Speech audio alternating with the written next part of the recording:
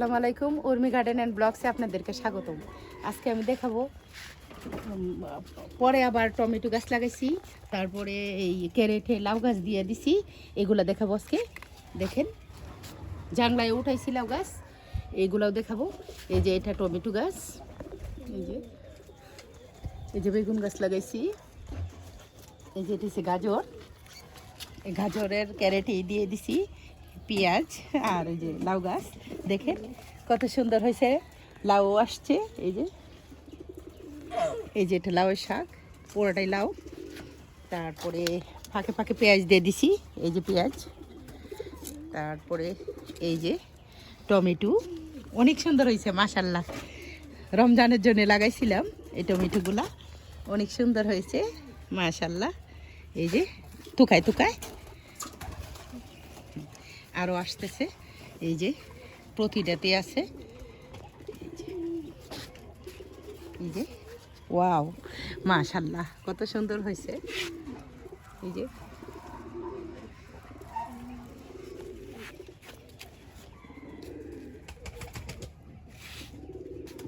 যে বিটরুট দিয়ে দিছিলাম, কত সুন্দর হয়েছে।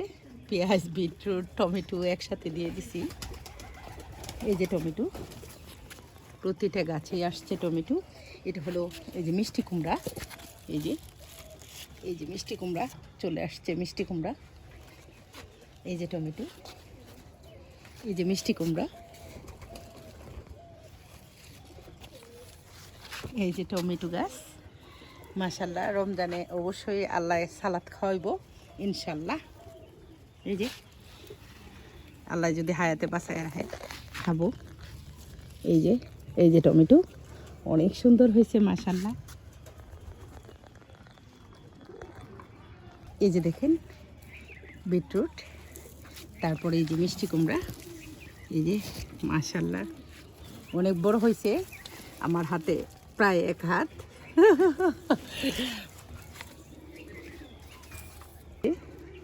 মিষ্টি কুমড়া,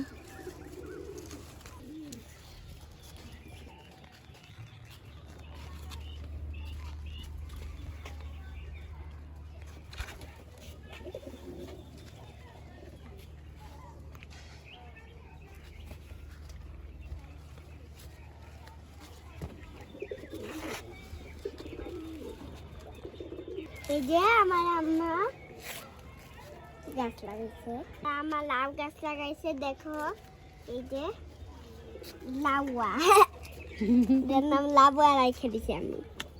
উর্মি বেশি বেশি সবজি খাবে, তাই না? সেজন্য আবার লাউ গাছ লাগাই দিয়েছি।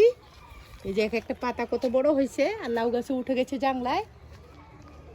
এই যে প্রতিটা লাউ গাছ আবার নতুন করে লাগানো হয়েছে, একবার খাওয়া হয়েছে, আবার লাগাইছি। এই যে দেখে আমি পাতাগুলা কেটে নিয়েছি কয়েকটা। এই যে কত বড় বড় পাতা হয়েছে মাশাল্লাহ। শাক তো খাইতে পারবো, লাউ যদি না হয় শাক খাইতে পারবো। ক্যারেটের সহ দেখেছি, এক একটা ক্যারেটে এক একটা গাছ দিয়েছি। এই যে লাউ গাছ দেখেন কত সুন্দর হয়েছে মাশাল্লাহ। এই যে উঠে গেছে জাংলায়।